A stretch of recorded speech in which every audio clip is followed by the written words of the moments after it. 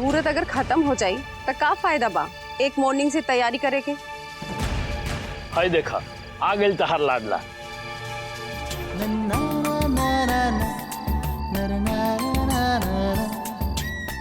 Sorry mummy. Congratulation mummy papa. खूब खुश रहा। निखिल ये कौनो बात होला, सवेरे से तोहार इंतजार करत आनी और तोहार फोन कहाँ बा? तू कह रहे कि जगह जगह महादेव। अरे तू लोग सच धज के खाली बतियाबे करबू कि बियाह भी होई। अब चली, अब तो हमार बबुआ भी आ गए। चलिए।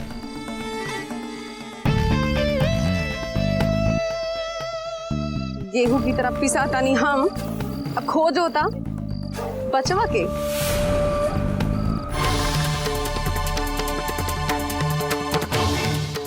का जरूरत रहे तोरा के वजह जाए के? एक बात अपन दिमाग में अटाल, अब तो हर गोर एहिजा से बाहर ना जाए के चाहिए। चला जा गाना गावे की तैयारी करा। राधे राधे।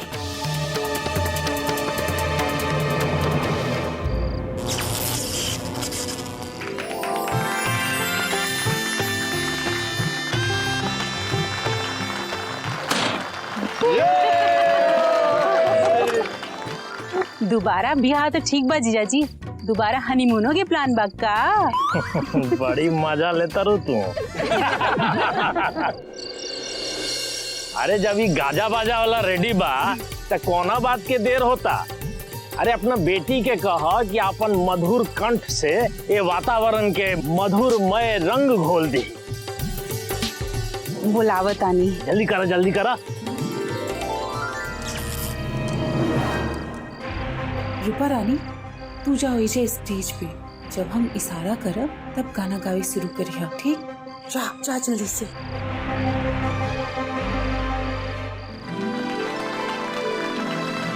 श्यामा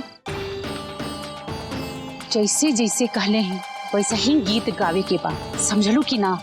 ठीक जे तरह सजा के देले बानी वही तरह मुंह मिले के चाहिए। ध्यान रखिया श्यामा, रत्ती भर भी हेने होने ना होए के चाहिए, समझलू कि ना? आप चिंता मत करी गुरुमा, हम तैयार बानी। याद रखिया श्यामा, ई गला जरूर तहार बा पर ए पर अधिकार हमार बेटी रूपा रानी के बा।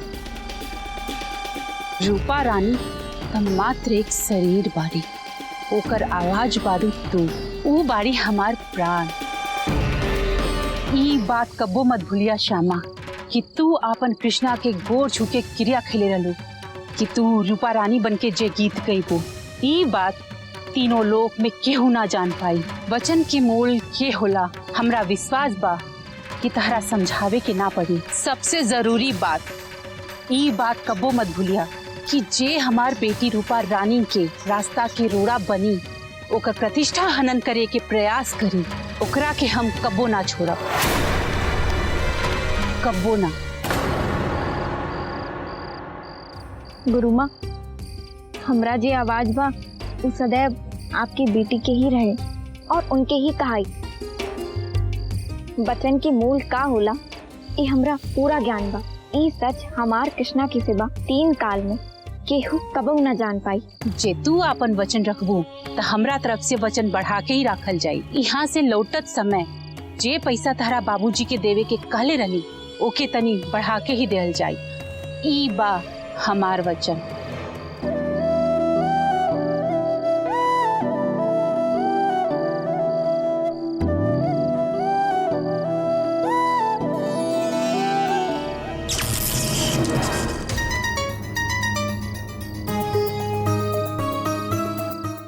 त्रिलोकपति भगवान श्री कृष्ण के आशीर्वाद से हम अपन गीत शुरू करतानी।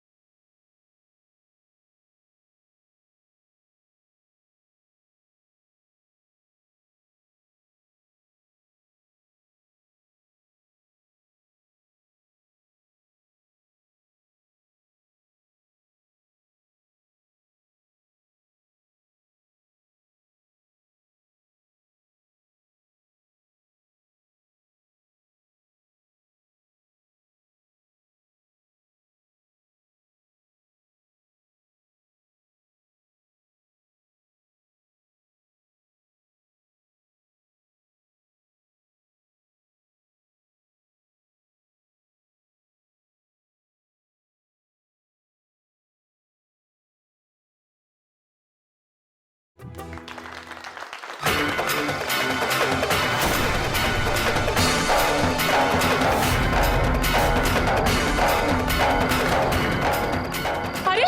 ये सब का बहन बत्ती सब कैसे बुझा गई? बुझाता लोड शेडिंग हो गई बा, आखिर फेज उड़ गई। अरे ऐसे कैसे लोड शेडिंग हो जाए? जाई तनी देखी जाके। हाँ, हम जाकर। जा बेटा जल्दी जा, जल्दी देखो का भइल बा।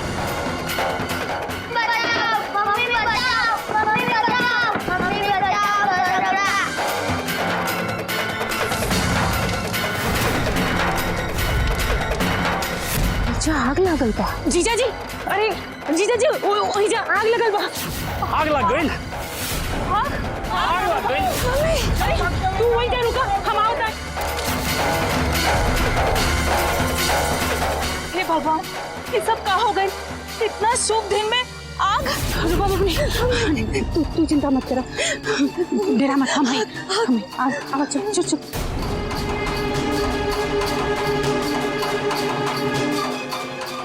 रवा तो पता बना हमारे बचवा से कितना डर लगेला। निखिल कहाँ था? निखिल, निखिल! कैसे चिल्लाने से कोई फायदा नहीं है।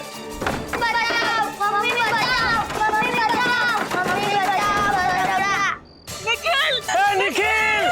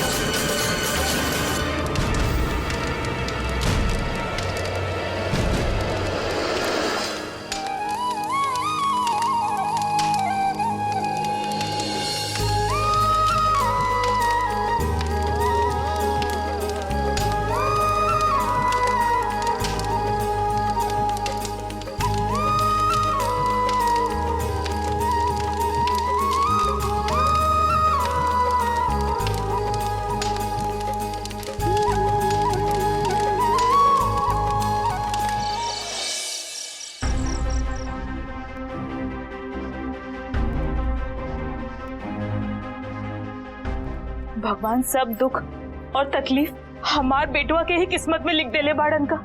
सवेरे से कुछ न कुछ सेना में नहीं होते रहे और अभी देखा अंत में सब का हो गई। चिंता के कोनो बात नहीं है, बीपी भी अच्छा बा और पल्स भी ठीक चलता। दरअसल ही कहत हला ना कि सवेरे सवेरे ब्लड डोनेट करे गला, शायद होकरा वजह से कमजोरी हो गई हुई। जरूरी बात ई बा कि गिरते समय केहू पकड़ ले हुई। अगर ऊ ना पकड़ ले रहती ना तो इनकर माथा में चोट लग जाए। तब चलो तनी हम आई डॉक्टर साहब, जो कि हम छोड़ देते हैं। आई इनके के बचोला सो कुछ खोज खबर चला ना। जब बुद्धन काका बिजली बैक स्टेज से देवर जी के अनले रहले तब उस समय ओजा केहू न रहे। लागता कि बबुआ के होश आ गए।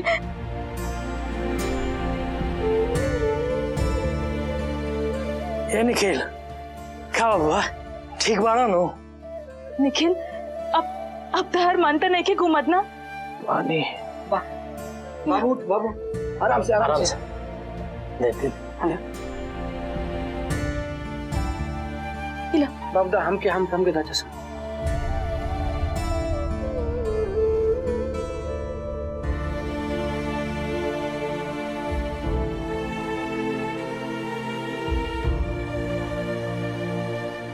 देखो लड़की रहे माई,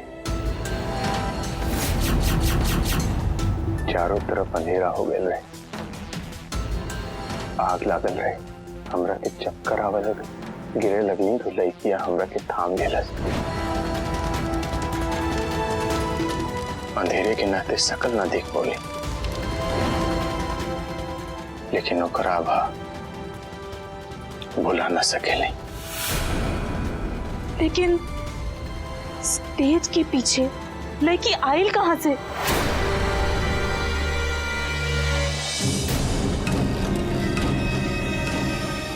किरिया खा के एक बात सच सच बतेबू तो हमरा के, ई घर के छोटका लड़का आग के डर से बैक स्टेज चल गई रहे। अब भय आ अंधकार से वो बेहोश हो गई रहे। त के बचैले रहे ओकरा के? तू तो दिख रहे हो ना? कहीं तू तो ना रहलो जेकर उ निखिल बात करत रहे? सच कही गुरु माता, जे तरह से वो गिरल रहले ता हम उनके। एकदम चुप, मुंह बंद रखा अपन। खबरदार जे केहू से भी कहलो ये बात कि निखिल के तू बचेले रहबू। तहरा तनखो ज्ञान बा कि अगर ये बात बाहर आ गई तो ई सवाल ना उठी कि तू वही जा का करत रहलू। अब पूरा मेहनत सपना पे पानी फिरा जाए हमार। सुना श्यामा, अगर ऐसन भइल तो तहार परिवार के हमरा हाथ से केहू ना बचा पाई। हम आपन रूपा रानी खातिर कौनो भी हद पे जा सकीले, कुछो कर सकीले। ई बात कबो मत भूलिया। जल्दी से खा के तैयार हो जा, हमनी के जल्दी से निकले के बा एहिजा से। गुरुमा, हाय कि रत्ती भर भी इच्छा नहीं के, लेकिन तानी अगर ले जाए खातिर मिल जाए ता हमरा भाई खाना देख के बहुत खुश हो जाए। ठीक बा, अब अपन मुंह समेट के एहिजा खड़ा रहा। हम तहार खाना ले जाए की व्यवस्था करत आनी। तू एहिजा से हिलिया मत, ठीक बा?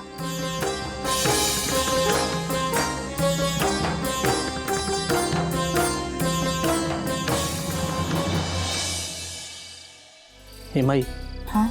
बचपन से लेके आज तक तू ही तो हो जे हमार दुख और तकलीफ के समझे लो।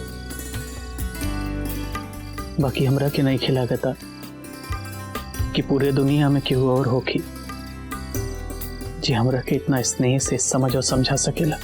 अच्छा, तो ऐसन बात बा कि तहरा हमरा नियन केहू ना समझ पाई, तो तहारी समस्या के तो बस एक ही समाधान बा। तोरा खातिर एगो ऐसन लड़की ढूंढ ली जे एकदम तहार माई के परछाई हो। हम लाई अपन बेटा खातिर एगो चांद जैसन लड़की।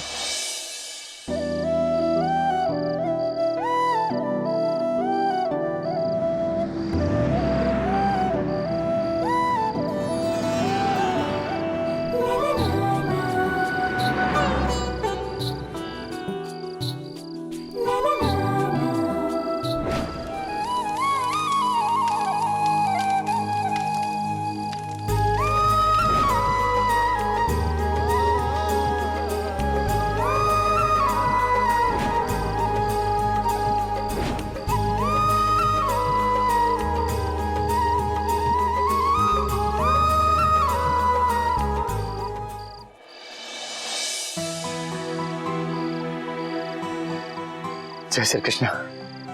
अब कहाँ जाके देखी, रात आधा बीत गई, पता न कहाँ हुई। बहुत घबराहट होता।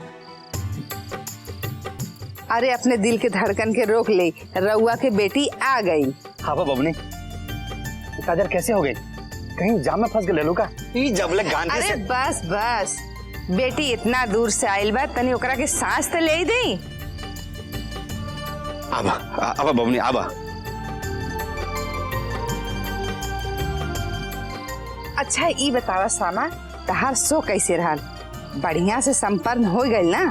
शो शुरू था, बहुत अच्छा भइल रहे, लेकिन ओकरे बाद का भइल रहा? गाना बजाना चलत ही रहे, लेकिन अचानक से स्टेज के पीछे आग धैले लग। बेटी के होके कुछ हानि तो ना भइल है ना? श्री कृष्णा की कृपा से सब शांति से संपन्न हो गई। जय हो कन्हैया लाल की जय। श्री कृष्णा आ गई तू। ई देखा इनके, तोरा के मना कैले रहनी ना कि तू आज बिस्तर से मत उठिया, लेकिन ना, दीदी के आवाज कान में पड़ल ना और तू चली आइला। दीदी एक तरफ और तोहार दर एक तरफ। ये बताई दीदी, वो पटना शहर कैसन बा? अपन सोनपुर से तो बहुत बड़का हुई। विशाल बड़का शहर बा नंदू पटना। विशाल, जगह जगह फूल और घर तो ऐसे ऊंच ऊंच जैसे ताड़ के पेड़। ऊपर आगे इस सोनपुर बच्चा बा बच्चा, बड़का बड़का गाड़ी, कोना कोना में लोग, लेकिन केकरो लगे कौनों की बात करी की फुर्सत नहीं थे। सब पता ना कहाँ जात रहे, एकदम सब फिरने के जैसे उड़त रहे। अगला बार जब तू पटना जाइबू तो हमरो के अपना साथ ले चलबू। एक बार जब तू स्वस्थ हो जाइबा तब हम सब साथ मिलके पटना घूमे चलब। तब तक देख हम तोहरी खातिर काल ले आइल बानी। ए बाबू रुका, हम तोहरा खातिर ना थाली लेके आवत आनी।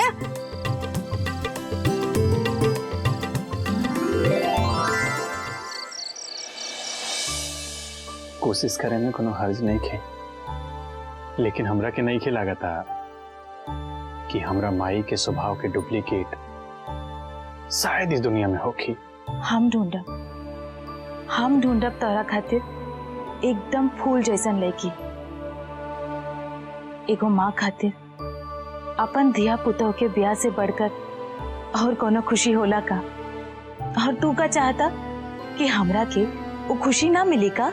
माई तोरा खुशी खातिर तो हम कुछ कर सके। बस अब तू देखत जा, हम लाई अपन चांद जैसा बेटा खातिर एगो चांद के टुकड़ा जैसन बहू हम लेकर आए। फिर चाहे ओकरा खातिर हमरा चांद पर काहे ना जाए के पड़ी। अरे बाप रे, इतना खाना, पुलाव और एक बारे दीदी। ईता पुलाव के साथ खाइल वाला दाल तड़का। और ई देखा, ई डिब्बा में तोहरा मनपसंद मिठाई। ए नंदू रुका रुका, छुआ मत, बैठा, हम तोरा के परोसा तनी।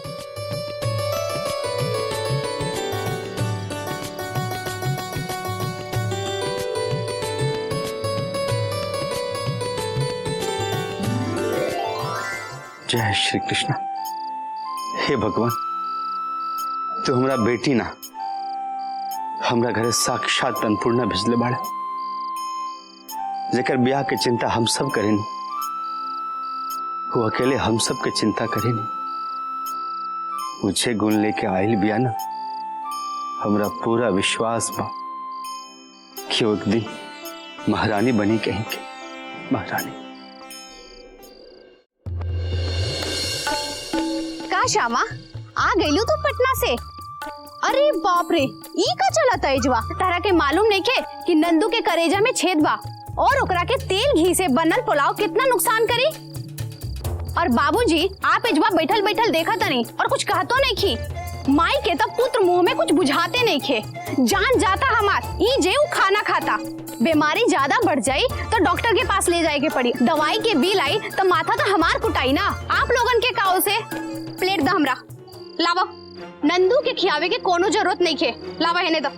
इका कराता नहीं भाऊजी, काका बहू केहू के मुंह के कौरा छीने के चाहिए का? तू आपन ज्ञान मत बांटा हमरा के। और 4 पोथी पढ़ लेला से केहू पंडित ना हो जाला और ना 4 गीत गईला से केहू ज्ञानी। हमरा के मालूम बा कि कब केकरा से कौन चीज कैसे छीने के चाहिए। नंदू के ई सब खाना ना पची और कोनो जरूरत नहीं के ओकरा के खियावे के। ऐसा ना करे भाऊजी। लाई दी, हमार थरिया दी, हम सबके अपने हाथन से खिलाई। लाई दी।